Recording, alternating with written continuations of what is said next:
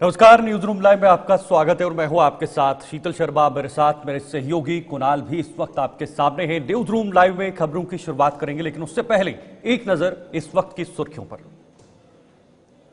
तो आपको बता दें, दिल्ली में विधानसभा का सत्र की कार्रवाई शुरू हुई थी, लेकिन उस समय दिल्ली में विपक्ष के जो विधायक थे उन्हें विधानसभा सत्र से बाहर निकाल दिया गया था। और अब जब तक सत्र चलेगा तब तक ये आम आदमी पार्टी के विधायक जो हैं वो विधानसभा के अंदर नहीं देखने को मिलेंगे, यानी उनके लिए जब तक सत्र चलेगा तब तक नो एंट्री करनी है। बिल्कुल, आगे बढ़ेंगे, रुक करेंगे अगली महत्वपूर्ण खबर की तरफ जो आज दिन भर सुर्खियों में रहेगी, जहां पर आज महाकुंभ का औपचारिक समापन होने जा रहा है। 13 जनवरी को शुरू हुआ मकर संक्रांति के पर्व पर महाकुंभ महाशिवरात्रि पर संपन्न होता हुआ नजर आएगा। आज मुख्यमंत्री योगी आदित्यनाथ प्रयागराज के 7 घंटे के दौरे पर रहेंगे। आगे बढ़ेंगे, अब बात हजारीबाग की करेंगे, जहां पर 2 समुदायों के बीच हिंसक झड़प हुई है। कल महाशिवरात्रि के अवसर पर यह हिंसक झड़प हुई है। पूरी जानकारी क्या है वो भी आप तक विस्तार से पहुंचाएंगे। इसी के साथ आगे बढ़ेंगे, बात करेंगे देवभूमि उत्तराखंड की 4 धाम की यात्रा की। गंगोत्री, यमुनोत्री, केदारनाथ, बद्रीनाथ, इन चारों धामों की यात्रा का औपचारिक ऐलान बीते दिन कर दिया गया। मुख्यमंत्री पुष्कर सिंह धामी की तरफ से पूरे देशवासियों को स्वागत किया गया है, लेकिन कैसी व्यवस्थाएं हैं, किस तरह के इंतजाम हैं, पूरी खबर कुछ ही देर में आपके सामने। इसके साथ साथ बात जम्मू कश्मीर की करेंगे। तो जम्मू कश्मीर में 3 मार्च से बजट सत्र की शुरुआत होनी है, जिसके लिए सरकार पूरी तरह से तैयार नजर आ रही है। सरकार के साथ साथ विपक्ष ने भी इस बजट सत्र के लिए अपना कमर जो है वो कस ली है। तो चलिए न्यूज रूम लाइव में इस वक्त शुरुआत करेंगे आज की बड़ी खबर की, दिल्ली से। ये बड़ी खबर सबसे पहले विधानसभा सत्र की बात करेंगे, जहां पर दिल्ली में विधानसभा की सत्र की कार्रवाई चल रही है। फिलहाल आज तीसरा दिन है और इस तीसरे दिन में आम आदमी पार्टी के विधायकों की एंट्री पर पूरी तरीके से बैन है, क्योंकि विधानसभा के अध्यक्ष ने खुद उन्हें विधानसभा से बाहर निकाल दिया गया था। बिल्कुल, तो दिल्ली विधानसभा लगातार कहा जा रहा है कि 2 दिन के लिए आगे और बढ़ाया जाएगा। बीते आज तीसरा दिन है। 2 दिन में हमने काफी राजनीतिक उथल पुथल देखी। हमने प्रोटेम स्पीकर के तौर पर कांग्रेस के पूर्व प्रदेश अध्यक्ष रहे अरविंदर सिंह लवली को भी कुर्सी पर देखा, जिन्होंने प्रोटेम स्पीकर की भूमिका निभाई। उसके बाद हमने इसके अलावा वीरेंद्र गुप्ता को देखा, जिन्होंने फिर विधानसभा अध्यक्ष की कुर्सी संभाली। उसके बाद उन्होंने विधायकों को शपथ दिलाई। अब आज मुख्यमंत्री रेखा गुप्ता मोहन सिंह बिष्ट को के नाम का प्रस्ताव रखेंगी विधानसभा उपाध्यक्ष के तौर पर। इसी बीच राजनीति जमकर गरमाई जब मुख्यमंत्री के कैबिन में लगी तस्वीरों को लेकर आम आदमी पार्टी ने आपत्ति जताई कि यहां पर एक समय ऐसा था जब बाबा भीमराव अंबेडकर और भगत सिंह की तस्वीरें थी, लेकिन अब उन्हें हटा दिया गया है और उसकी जगह कुछ और तस्वीरें लगा दी गई हैं। लेकिन आज विधानसभा का ये दिन काफी अपने आप में गहमा गहमी भरा रहने वाला है, क्योंकि कंट्रोलर और ऑडिटर जनरल यानी कि महालेखा व परीक्षा नियंत्रक की जो रिपोर्ट है दिल्ली में नई शराब कानून नीति को लेकर वो पटल पर रख दी गई है और उस पर आज चर्चा का आगाज किया जाएगा। लेकिन बीते दिन जिस तरह से हमने देखा, 2 दिन में आम आदमी पार्टी के तमाम विधायकों द्वारा जिस तरह से हंगामा किया गया और उसके बाद उनको 2-3 दिन के लिए बाहर कर दिया गया, उसके बाद आम आदमी पार्टी का जो टेम्परेचर है वो हाई चल रहा है। चर्चा उन तस्वीरों से शुरू हुई, जैसे मेरे सहयोगी ने कहा कि 2 तस्वीरें वहां से हटा दी गई, चाहे वो भगत सिंह की तस्वीर हो या फिर बाबा राव अंबेडकर की तस्वीर हो। उसके बाद एकदम से विधानसभा के अंदर चर्चा हुई, लेकिन उस वक्त जब एलजी अभिभाषण दे रहे थे, उस समय जब विपक्षी विधायकों ने वहां पर हंगामा करना शुरू किया, तो विधानसभा अध्यक्ष ने तुरंत एक्शन लेते हुए उन्हें बाहर निकाला गया। एक एक कर सभी विधायकों को सस्पेंड कर दिया।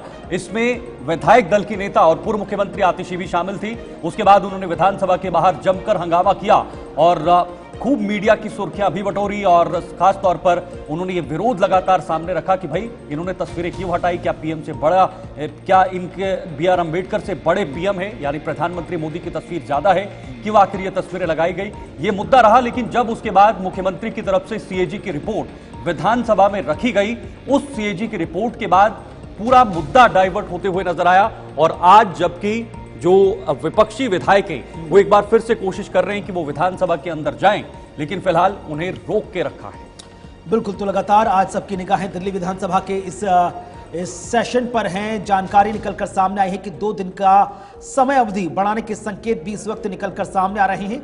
लेकिन इसी बीच जो आम आदमी पार्टी जो पहली बार दिल्ली में विपक्ष की भूमिका निभा रही है, उसके कड़े तेवर देखकर भारतीय जनता पार्टी को भी अब अपनी रणनीति बदलनी पड़ सकती है। बहरहाल आज सबकी निगाहें किस तरह से जब सीएजी की रिपोर्ट पर चर्चा को आगे बढ़ाया जाएगा तो किस तरह के इल्जामात का सामना आम आदमी पार्टी को, उस वक्त की दिल्ली शराब नीति को एग्जीक्यूट करने वाले मनीष सिसोदिया को करना पड़ेगा और किस तरह से अब आम आदमी पार्टी इस पूरे मामले पर अपना स्टैंड रखती हुई नजर आएगी। जबकि दिल्ली शराब नीति का मामला पिछले 10 साल से दिल्ली की सियासत के केंद्र में रहा, लेकिन अब जब खुद विपक्ष में है आम आदमी पार्टी, खुद जांच के दायरे में है आम आदमी पार्टी, तो किस तरह से अपने आप को डिफेंड करेगी सदन के अंदर, यह भी अपने आप में देखना बेहद दिलचस्प होगा।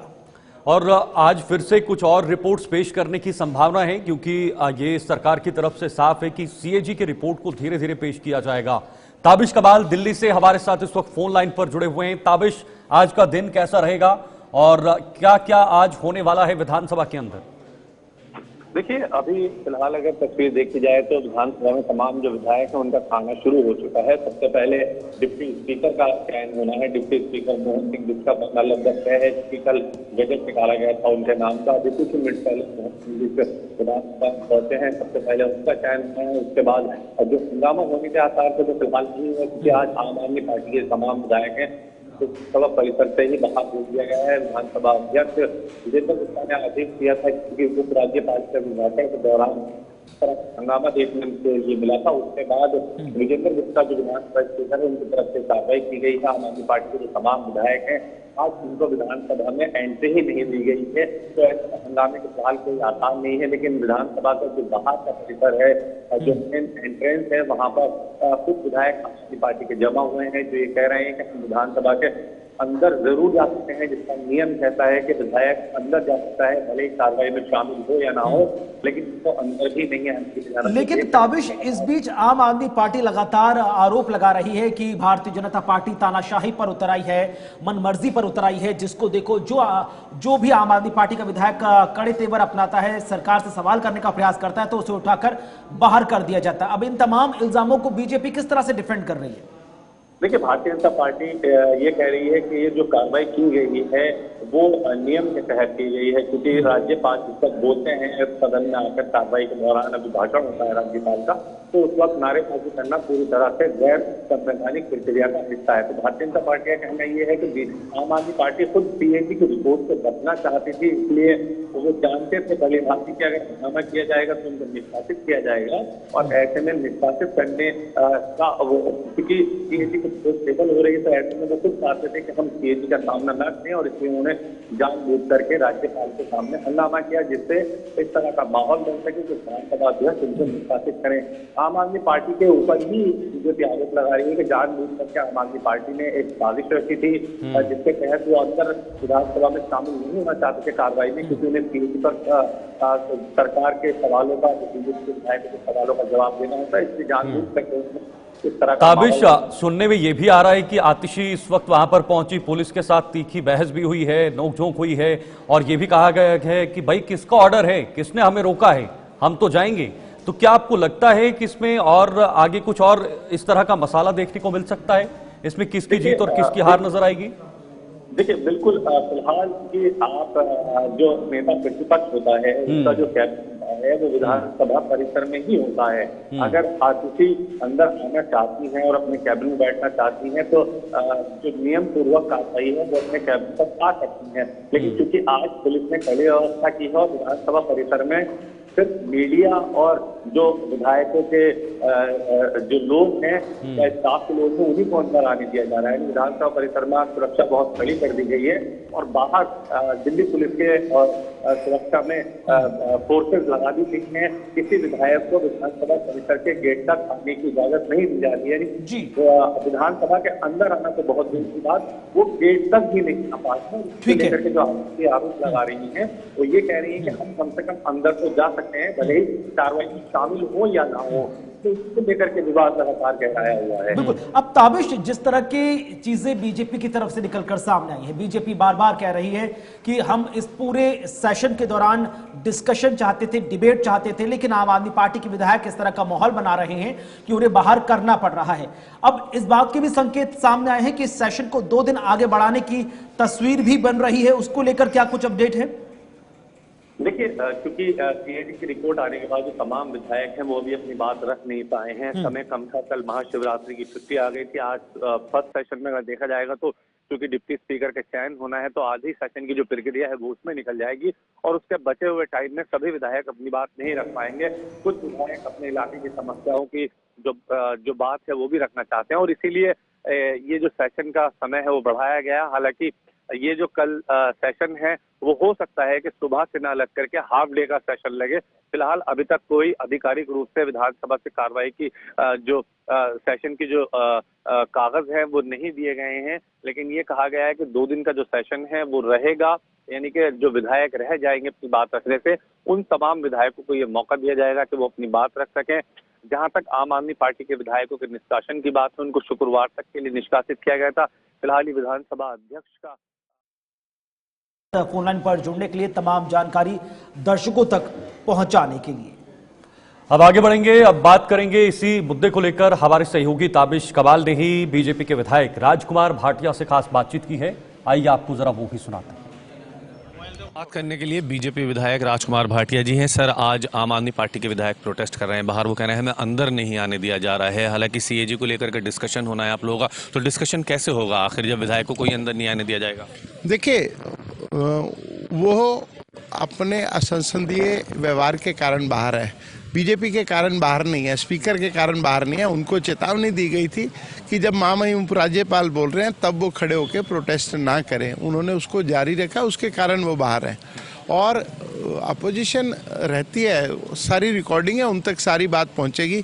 ये तो अच्छी बात है कि वो कैग का सामना सीधा सीधा नहीं कर पा रहे हैं, केवल जो कैग के चश्मे से उन तक खबरें जाएंगी वो देखेंगे उसको। सीएजी के अलावा कुछ और नई रिपोर्ट आज आप लोग लाने वाले हैं? आज ऐसा कुछ नहीं है, और जो भी रिपोर्ट वगैरह होती है वो स्पीकर महोदय के जुरिडिक्शन। स्पीकर मोहन सिंह बिष्ट का क्या बनना पूरी तरह से फाइनल है? बिल्कुल फाइनल, बिल्कुल फाइनल है। पार्टी जो निर्णय लेती है, जिसका नाम प्रपोज करती है, हम सब लोग उसको पालन करेंगे अच्छे से। कैसे होगा सब, जब विधायक ही अंदर नहीं होंगे तो डिस्कशन कैसे देख रहे हैं? वैसे तो डिस्कशन का कोई मतलब ही नहीं है। नहीं, वो ये कह रहे हैं कि हम जय भीम बोल रहे थे इसलिए बाहर किया गया है। जो सदन की कार्रवाई, वो जय भीम बोल रहे थे इसलिए बाहर नहीं किया गया। महामहिम उपराज्यपाल के सामने खड़े होकर प्रोटेस्ट कर रहे थे इसलिए बाहर किया गया। वो सेक्शन अच्छी तरह जानते हैं, उन्होंने भी सरकार चलाई है और बहुत आदर और सम्मान के साथ उन्हें मार्शल बाहर लेके गए हैं। उन्होंने तो पिछले सालों में उठा कर फेंके थे हमारे लोग जी। बहुत शुक्रिया बात करने के लिए। यानी साफ कहना है कि जय भीम उनसे ज़्यादा हम बोलते हैं, लेकिन वो नियम अच्छी तरह जानते हैं कि अगर इस तरह से एलजी के सामने हंगामा होगा तो निलंबन किया जाएगा, और उसी निलंबन की वजह से वो आज विधानसभा से बाहर हैं। वीडियो जर्नलिस्ट साजिद के साथ ताबिश कमाल, दिल्ली। लगातार विधानसभा की कार्रवाई हंगामे की भेंट चढ़ती हुई नजर आ रही है और इसी बीच हमारे सहयोगी ने जब बीजेपी विधायक रविकांत से संवाद किया तो उन्होंने साफ कहा कि आम आदमी पार्टी के विधायक सीधी चर्चा से भाग रहे हैं, जानबूझकर विधानसभा में हंगामा कर रहे हैं ताकि उन्हें इस असंसदीय कार्रवाई के तहत बाहर कर दिया जाए और उन्हें डिबेट ना करनी पड़े। क्या कुछ उन्होंने कहा, आइए सुनते हैं। विधायक रविकांत जी हमारे साथ है। सर, आज आम आदमी पार्टी के विधायक प्रोटेस्ट कर रहे हैं, कह रहे हैं हमें तो अंदर आने ही नहीं दिया जा रहा है, नियमों का उल्लंघन किया जा रहा है, बीजेपी डर गई है, घबरा गई, इसलिए विधायकों को बाहर बंद किया जा रहा है। देखिए, ये हमारे लोकतंत्र का सबसे बड़ा मंदिर है जहाँ पर हम सब लोग आते हैं, और मंदिर के अंदर हम लोकतंत्र की धज्जियां बिखेरे, हम अपने संविधान की धज्जियां बिखेरे, हम अपने संविधान के खिलाफ रहें, तो कौन सा ऐसा है जो रूल हमें मुझे बताइए कि उनको बुलाया जाए। आप एक तरफ एलजी साहब जब एड्रेस कर रहे थे, एलजी साहब को एड्रेस ना करने दिया जाए क्योंकि अरविंद केजरीवाल की जो नीतियां हैं वो उजागर सबके सामने हो रही थी। उनके भ्रष्टाचार की पोल खुलने वाली थी, तो उन्होंने अपनी जो सहायक, अपनी मैडम, उनको बोला, अपने विधायकों को कि जाइए इन सबको डिस्टर्ब कीजिए, हमारी रिपोर्ट उनके सामने ना आ जाए। उनको इस तरीके की पाखंड उन्होंने बनाया, इतना ड्रामा क्रिएट करा। उन्हें पता था, जब मैं वहाँ बैठा था तो मैंने पहली बार देखा कि विधायक एक दूसरे को इशारा कर रहे हैं, आम आदमी पार्टी के, उन्हें उत्साह रहे हैं कि चलो, जो लोग बोलना भी नहीं चाह रहे उनको भी बोल रहे हैं खड़े होइए, चिल्लाइए चिल्लाइए, खड़े होइए चिल्लाइए, क्योंकि वो नहीं चाहते थे कि ये सीएजी की रिपोर्ट पेश हो। इसलिए उन्होंने ये प्रपंच रचा, और ये प्रपंच रचने में देखिए, एक संवैधानिक तौर पर अगर जो एलजी साहब के एड्रेस को और जो उसके अंदर विघन डालेगा उसको उस चीज़ का भुगतना पड़ेगा, तो उसमें कौन सा रहा। पूर्व मुख्यमंत्री आतिश सिंह ने भी एक्स पर पोस्ट करके आरोप लगाए हैं कि आप लोग तानाशाही पर उतर आए हैं। देखिए, तानाशाही तो है ही नहीं। जब पहले सरकार करती थी तब वो तानाशाही नहीं थी, या भ्रष्टाचार उन्होंने इतना बड़ा करा तब तानाशाही नहीं थी। भ्रष्टाचार में लिप्त व्यक्ति ऐसे ही बहाने मानते हैं। ये बताइए, सीएजी पर फिर जो डिस्कशन है वो कैसे होगा? जब विपक्ष ही नहीं होगा तो डिस्कशन किस चीज़ का होगा? देखिए, विपक्ष तो चाहता ही नहीं है, विपक्ष तो चाहता ही नहीं है कि उनकी रिपोर्ट पेश हो सीएजी की, तो विपक्ष को तो आना पड़ेगा। और देश की जनता देख रही है, पूरा ये देश की जनता के सामने हो रहा है ये सारा निर्णय, क्योंकि उन्होंने जो भ्रष्टाचार की सारी हदें पार कर दी, उन्होंने विकास कार्य बिल्कुल नहीं किए, तो इसमें तो होगा ही होगा, ये तो सीएजी रिपोर्ट आनी ही होगी। बहुत शुक्रिया बात करने के। वीडियो जर्नलिस्ट साजिद के साथ ताबिश कमाल, दिल्ली। आदित्यनाथ आज प्रयागराज पहुंचे हैं। कल महाकुंभ का समापन भी हुआ है महाशिवरात्रि के दिन पर, और आज प्रयागराज में सीएम ने स्वच्छता अभियान चलाया है, क्योंकि 45 दिनों तक ये प्रयागराज में महाकुंभ चला है। रेल घाट प्रयागराज में अभियान चलाया और साथ ही साथ मुख्यमंत्री ने लोगों को स्वच्छता का संदेश भी जारी किया है। तो इस वक्त की बड़ी खबर, जहां पर आज महाकुंभ का औपचारिक समापन है और उसी कड़ी में मुख्यमंत्री योगी आदित्यनाथ अपने तय शेड्यूल के तहत प्रयागराज पहुंच चुके हैं। शाम लगभग 7 बजे तक आज वो प्रयागराज में रहेंगे और तयशुदा कार्यक्रम के तहत उन्होंने सबसे पहले स्वच्छता अभियान चलाया। सफाई कर रहे लोगों को उन्होंने स्वच्छता का संदेश दिया, क्योंकि स्वच्छता कर्मियों की इस पूरे 45 दिन के महाकुंभ में एक बेहद खास भूमिका रही। पूरे 10 एकड़ के मेला परिक्षेत्र को स्वच्छ रखना, साफ रखना हर एक स्वास्थ्य कर्मी की जिम्मेदारी थी।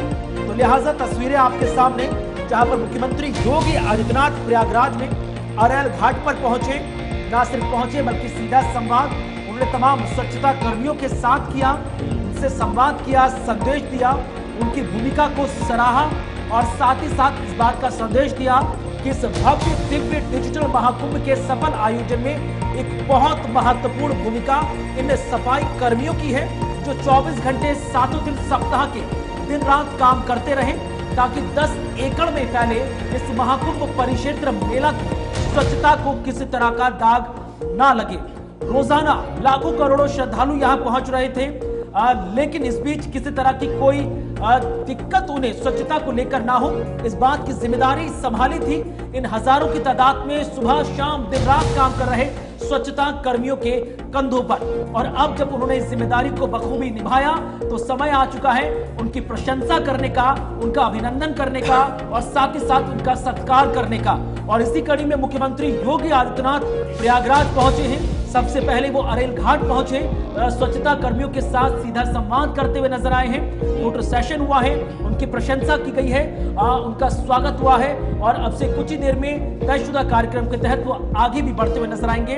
उसके बाद स्वास्थ्य कर्मियों से मुलाकात होगी, सुरक्षा कर्मियों के साथ मुलाकात होगी, मीडिया कर्मियों के साथ मुलाकात होगी और अन्य पूजन कार्यक्रम भी मुख्यमंत्री योगी आदित्यनाथ करते हुए नजर आएंगे।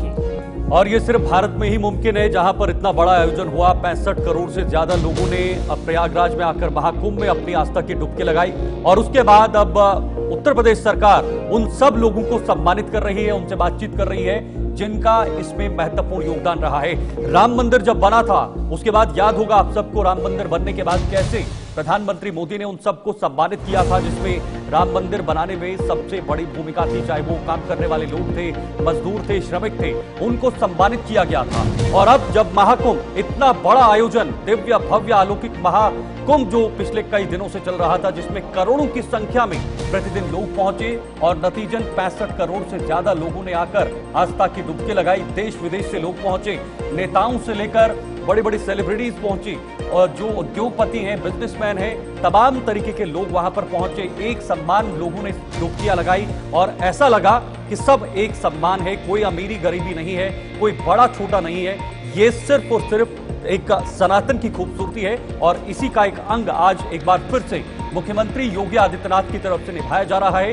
ये एक तरह की रस्म है और इन सभी काम करने वालों को, जिन्होंने वहां पर सफाई में अपना महत्वपूर्ण योगदान दिया है, उनको आज सम्मानित किया जा रहा है। उनके साथ साथ और भी कई ऐसे लोग हैं जिनसे योगी आदित्यनाथ की मुलाकात हो सकती है। तस्वीरें बिल्कुल आपके साथ, बिल्कुल, क्योंकि बड़ी बात है, शीतल महाकुंभ 2025 जो दिव्य रहा, भव्य रहा, अलौकिक रहा, अविस्मरणीय रहा, डिजिटल रहा, वो तो संपन्न हो गया। लेकिन अब सुरक्षा, ये जो सफाई कर्मी है, इनकी जिम्मेदारी अभी समाप्त नहीं हुई है। तमाम जो श्रद्धालु हैं वो अपने अपने घर का रुख कर चुके हैं, लेकिन जो तमाम घाट है वहां पर आपको पुष्प नजर आएंगे, चुनरी नजर आएगी, वहां पर पूजा की सामग्री आपको नजर आएगी। तो किस तरह से माँ गंगा की अविरलता, निर्मलता को चोट ना पहुंचे, उनके वो गतिमान रहे। लिहाजा जो तमाम कचरा वहां पर रह गया या फिर जो पूजा सामग्री रह गई है शेष, उनको सही ढंग से वहां से निकालना, गंगा को स्वच्छ रखना, ताकि उसके बाद भी कोई प्रश्न चिन्ह ना लग पाए। लिहाजा स्वास्थ्य कर्मी अपनी जिम्मेदारी को निभाते रहेंगे। अगले कई दिनों तक इनकी जो ड्यूटी है वहां पर पूरे कुंभ क्षेत्र में लगी रहेगी, ताकि पूरे इलाके में जहां जहां पर भी जो श्रद्धालु चाहे वो घाट पर पहुंचकर स्नान करते हुए नजर आए या संगम नोच पर पहुंच के बोट के माध्यम से, नाव के माध्यम से उन्होंने जो पूजा सामग्री को समर्पित किया मां गंगा में, तो लिहाजा पूरा क्लिनिक प्रोसेस चलता रहेगा ताकि आगे भी जो मां गंगा की निर्मलता है, अविरलता है, वो बनी रहे। किसी तरह के सवाल शासन प्रशासन या जो प्रबंधक हैं उन पर ना उठे। बहरहाल ये तस्वीरें आपके सामने जहां पर स्वच्छता कर्मियों के साथ मुख्यमंत्री योगी आदित्यनाथ संवाद करते नजर आए। उनके साथ उन्होंने स्वच्छता अभियान को आगे बढ़ाया, स्वच्छता संदेश दिया है। इसके बाद आगे रुक करेंगे, स्वास्थ्य कर्मियों के साथ उनका संवाद होगा, फिर मीडिया कर्मी हैं, सुरक्षा कर्मी भी हैं, आयुष्मान योजना के तहत जो काम करने वाले कर्मचारी हैं उनके साथ भी सीएम योगी आदित्यनाथ मुलाकात करते हुए नजर आएंगे। इसके बाद इन सब के ऊपर जो मॉनिटरिंग टीम थी, इसमें आईएएस आईपीएस अधिकारी या पुलिस अधिकारी लगातार थे, उनके साथ भी अलग से एक संवाद होगा और उनसे बात की जाएगी कैसा आपके साथ अनुभव रहा। इन तमाम चीजों की भी मीडिया के साथ जब बात होगी कि आपका अनुभव कैसा रहा, कैसे आपने इसको देखा, कहाँ क्या चीज अच्छी रही, कहाँ चीज ऐसी रही जहां पर आप सजेशन दे सकते हैं, तो उस दौरान कहा जा रहा है कि मुख्यमंत्री योगी आदित्यनाथ मीडिया के माध्यम से सबको ब्रीफ भी कर पाए कि उनका खुद का अनुभव, क्योंकि आप देखिए हिंदुस्तान की 140 करोड़ की आबादी है, लेकिन जब 66 करोड़ के लोग आसपास की जो श्रद्धालुओं की संख्या है एक साथ जब 45 दिन के अवधि में पहुंचते तो आधा हिंदुस्तान वहां पर स्नान करता हुआ नजर आया। तो इस जिम्मेदारी को निभा पाना इतनी सकुशलता के साथ अपने आप एक बहुत बड़ी जिम्मेदारी, बहुत बड़ी बात है और इसमें मीडिया का भी काफी रोल है, ये भी हमें अब भूलना नहीं होगा। आगे बढ़ते हैं, अब बात जरा दिल्ली की होगी जहां पर साउथ एशियन यूनिवर्सिटी में हंगामा बरपा है और ये हंगामे की तस्वीरें निकलकर सामने आई है। यह हंगामा क्यों हुआ ये भी आपको बताएंगे, ये बड़ी जानकारी है। यूनिवर्सिटी में एबीवीपी और एसएफआई के छात्र आमने सामने नजर आए और जबरदस्त हंगामा देखने को मिला। एसएफआई कार्यकर्ताओं पर एबीवीपी ने गंभीर आरोप लगाए हैं और ये कल महाशिवरात्रि पर उपवास कर रहे छात्रों पर हमले का आरोप है, क्योंकि कल महाशिवरात्रि का दिन पूरे देश के अंदर मनाया जाना था। ये पर्व, ये खूबसूरत त्योहार जो शिव जी को समर्पित है, उस त्योहार को पूरे देश के अंदर मनाया जा रहा था और वहीं साउथ एशियन यूनिवर्सिटी में जो एबीवीपी के छात्र थे उन्होंने उपवास रखा था और उस उपवास को लेकर जो एसएफआई के छात्र थे उन्होंने हमला किया है, यह आरोप एबीवीपी की तरफ से लगाया गया है। और महाशिवरात्रि पर सात्विक भोजन के बीच हिंसा का मामला ये निकलकर सामने आया है। इस वक्त आप तस्वीरें भी देख सकते हैं, एबीवीपी की तरफ से फिलहाल आरोप लगाए गए हैं और अब जब इसकी जांच होगी क्या कुछ निकल कर आएगा इसका इंतजार करना। तो अगर पूरा मामला देखिए शीतल, तो दिल्ली की जो साउथ एशियन यूनिवर्सिटी है उसमें जो तमाम एबीवीपी के छात्र थे वो उपवास पर थे महाशिवरात्रि के दौरान, लेकिन इसी दौरान जब वो सात्विक भोजन कर रहे थे तो कई छात्र हैं जिनके प्लेट में फिश करी परोस दी गई, जिसके बाद जब एबीवीपी यानी कि अखिल भारतीय विद्यार्थी परिषद के कार्यकर्ताओं ने, स्टूडेंट्स ने आपत्ति जताई तो एसएफआई की तरफ से आक्रामक के साथ उनसे व्यवहार किया गया। अब जानकारी निकल कर आई कि जो लोग उपवास में थे उनके साथ हिंसक बर्ताव हुआ, मारपीट हुई और उसके बाद इस तरह की स्थिति उत्पन्न हुई है। अब कार्रवाई की बात लगातार एबीवीपी जो कार्यकर्ता हैं वो मांग रहे हैं। उन्होंने कहा कि जिन छात्रों के साथ मारपीट हुई, जो व्रत में थे, उपवास में थे, महाशिवरात्रि का पर्व मना रहे थे, बहरहाल उनके साथ इंसाफ किया जाए। और एबीवीपी ने यह भी कहा छात्रों के उपवास का सम्मान नहीं किया गया। एसएफआई के कार्यकर्ताओं ने जबरन उनके थाली में मांसाहार परोसा और उसके बाद उल्टा बवाल भी काट दिया। तो ये तस्वीर पूरी निकलकर सामने आई है और अब देखना बेहद खास है कि इस कंट्रोवर्शियल सिचुएशन को कैसे जो प्रशासन है दिल्ली यूनिवर्सिटी का वो कंट्रोल करता हुआ नजर आएगा। बिल्कुल, इससे डील करना उनका एक अधिकार भी है, उनका अभी दायित्व भी बनता है कैसे इसको किया जाएगा। लेकिन बड़ी बात यह है कि त्योहारों के बीच ये असामाजिक तत्व इस तरह से खलल डालने की कोशिश क्यों कर रहे हैं। जिन भी छात्र छात्राओं ने व्रत रखा था उन सबको सात्विक खाना प्रोवाइड किया जा रहा था और ये व्यवस्था डीन ऑफ स्टूडेंट द्वारा की गई थी। तो सुबह तो हम लोगों को सात्विक खाना मिल चुका था, बट दोपहर को जब हम लंच करने के लिए जा रहे थे तो लंच में सात्विक खाने के बगल में नॉनवेज खाना भी रखा हुआ था। तो हमने मेस मैनेजर और मेस रिप्रेजेंटेटिव से बोला कि आप इस नॉनवेज खाने को हटवा दीजिए थोड़ा अलग रखवा दीजिए। तो उन्होंने हमसे बोला कि नहीं, ये नॉनवेज खाना इसके बगल में ही रखा रहेगा, अगर आपको खाना है तो आप खा लीजिए, वरना कोई बात नहीं। तो फिर हमने अपने साथ के एक पीएचडी वाले भैया हैं उनको बुलाया, उन्होंने भी उन लोगों से बात करी और बोला कि इस खाने को साइड हटवा दीजिए। तो उन्होंने नहीं हटवाया और इसके बाद वो हम लोगों से गाली गलौज करने लगे और हाथापाई स्टार्ट कर दी। कुछ हमारे छात्र थे जिन्होंने उपवास रखा था। उपवास के दौरान वो मेस 2 में खाना खाने के लिए जाते हैं, उपवास का खाने के लिए जाते हैं। तो कुछ एसएफआईओ के गुंडों द्वारा हमारे व्रत के खाने पर मछली फेंकने का कार्य किया गया। जो भी हमारे छात्र थे उनके साथ उन्होंने मारपीट की।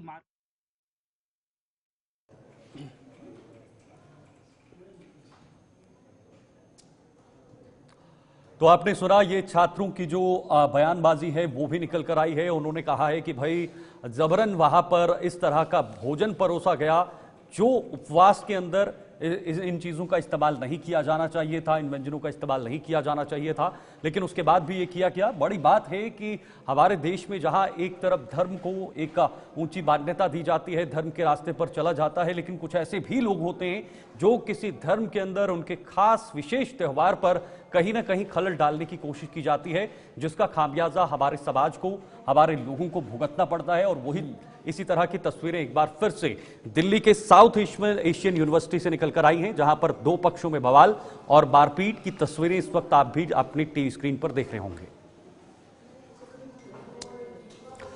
अब जरा आपको सीधे लिए चलते हैं इस वक्त दिल्ली विधानसभा में, जहां पर सत्र की कार्यवाही जारी है। वो ठीक हो जाए। मैं आपके माध्यम से आदरणीय सीएम महोदया से और हमारे जो जल मंत्री हैं आदरणीय प्रवेश जी से भी मैं निवेदन करना चाहता हूं कि हमारे यहाँ 3-4 चीजें हैं जिनका जिक्र मैं आपके माध्यम से लिखित में भी दे चुका हूं और यहाँ पर बोल भी रहा हूं। हमारे इधर 4 गांव पड़ते हैं। मुनीर का गांव है, बसंत गांव है, मोहम्मदपुर गांव जिसको अब हम माधवपुरम गांव के नाम से भी जान रहे हैं, साथ ही जिस गांव में मैं रहता हूं गांव मोतीबाग।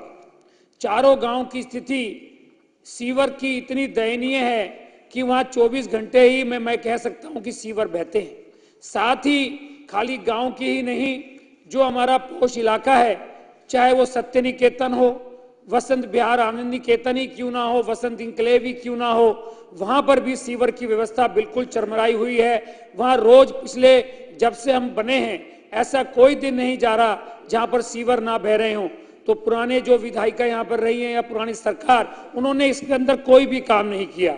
और तो और जो सेक्टर है आरके पुरम के अंदर, जहां नई बिल्डिंगें भी नहीं बनी है, नया कोई वो भी नहीं, वहां पर भी सीवर की व्यवस्था, खासकर आरके पुरम सेक्टर 12, आरके पुरम सेक्टर 4, वहां पर भी सीवर का पानी और गंदा पानी मिलके आ रहा है। मेरा आपसे निवेदन है कि इसके ऊपर तुरंत कोई कार्रवाई होनी चाहिए। मैंने 2-3 सुझाव के नाते भी मैं आपको बताना चाहता हूं। हमारे यहां पर अभी तक एक ही जेई है, दूसरे जेई के अभी शायद ऑर्डर हो गए हैं, उन्होंने अभी ज्वाइन करना है। हमारे इतनी बड़ी विधानसभा में एक जेई से काम नहीं चलेगा, कम से कम 3 जेई मिनिमम चाहिए। अभी एक्शन भी एससी साहब बन गए हैं तो हमारे इधर एक्शन भी नया चाहिए। इसके अलावा लेबर की बड़ी कमी है, लेबर की कमी दूर होनी चाहिए। जब हमने मीटिंग ली जल बोर्ड के ऑफिसर्स के साथ, एक्शन के साथ और उनके स्टाफ के साथ, तो उन्होंने कहा कि लेबर ना के बराबर है, तो लेबर की भी हमें जरूरत है। छोटे ऑटो टिपर होते हैं जो गांव की गलियों में अंदर जा सकते हैं, अगर वो ऑटो टिपर जल बोर्ड उसको हायर कर ले और उसको गलियों में ले जाए तो वहां जो सीवर बहता रहता है वो सीवर ठीक हो सकता है। ऐसा भी मेरा निवेदन आपसे है।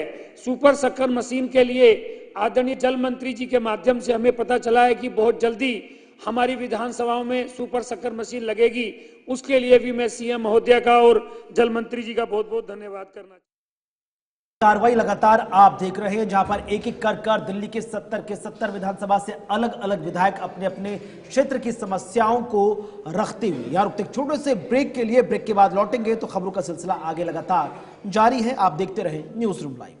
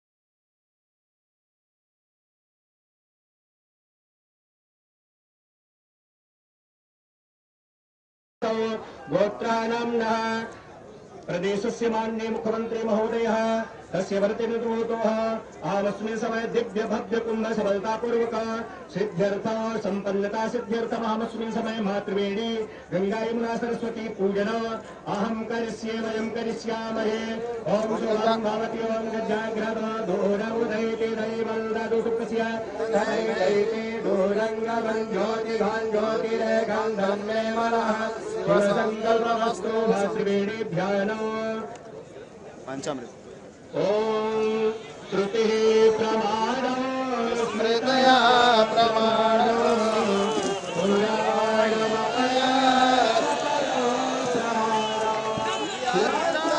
अस्ति गंगा यमुना प्रमाणं सतीर्थ जयते प्रयागः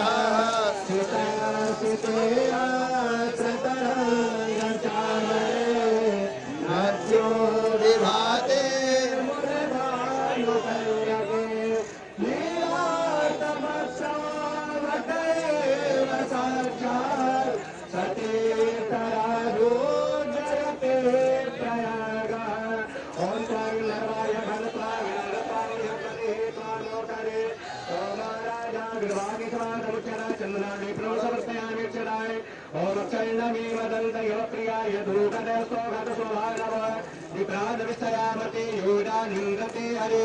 ओम श्री सदे लक्ष्मी शक्त्या महोरात्रे पार्श्वे नक्षत्राणि रूपमसुरं व्याप्तं मयिघ्नं विघारं मयिघार सर्वलोकं मयिघार ओम इदगुंधवे प्रणामे अस्तसवीरं सर्वगणगुं ससहि आत्मसनि प्रजासनि पशुसनि लोकसन्न भयसनि अग्निः प्रजां बहुलां मे करत्वन्नं वयोरेतो अस्मासु दत्ता मन में बसा कर तेरी मूर्ति उतारो मैं मैया तेरी आरती मांग तुझसे क्या मैं यही सोचूं मैया जिंदगी जब तेरे नाम कर दी अर्पण सब कुछ तेरा कुछ नहीं मेरा चिंता है तुझको मां संसार की मन में बसा कर तेरी मूर्ति उतारो मैं मैया तेरी आरती वेद तेरी महिमा गाए संग करे ज्ञान नारद गुणगान करे शेर बीड़ातान भक्त तेरे द्वार करते हैं पुकार हम सब तुम्हारे मार करे आरती मन में बसा कर तेरी मूर्ति उतारो मैया तेरे आरती कर्पूर गौरम करुणावतारम संसार सारम भुजगेन्द्रहारम सदा वसन्तं हृदयारविन्दे भवं भवानी सहितं नमामि त्वमेव माता च पिता त्वमेव त्वमेव बन्धु च सखा त्वमेव त्वमेव वेद्या सर्वं त्वमेव त्वमेव सर्वं मम देव जलेन शीतलीकरणं पुष्पै देवार्गन्धर्मारोग्यार्थे आत्माभिवन्दनं मन्त्रोष्पाञ्जलि ओम बुढ़ी गंगा मैया की यमुना मैया की सरस्वती मैया की तीर्थराज प्रयाग के कल्याण महाराज के धर्म के अनानमता राष्ट्रियों में कल्याण माता के भारत माता के पार्वती पदे हर हर महादेव। जहां पर मुख्यमंत्री योगी आदित्यनाथ अपने तमाम दोनों डेप्यूटी सीएम व कैबिनेट के अन्य मंत्रियों के साथ गंगा पूजन करते हुए और उसके बाद अब नाविकों से तमाम अन्य कर्मियों से संवाद भी करेंगे। मां गंगा की विधि विधान के साथ पूजा अर्चना की, मां गंगा की आरती हुई और उसके बाद अब काफिला आगे बढ़ चला है। इसी बीच अच्छा काम करने वाले कर्मचारियों को सम्मानित भी किया जाएगा। तो फिलहाल न्यूज रूम लाइव में अभी के लिए इतना ही। हम दोनों को दीजिए इजाजत। नमस्कार।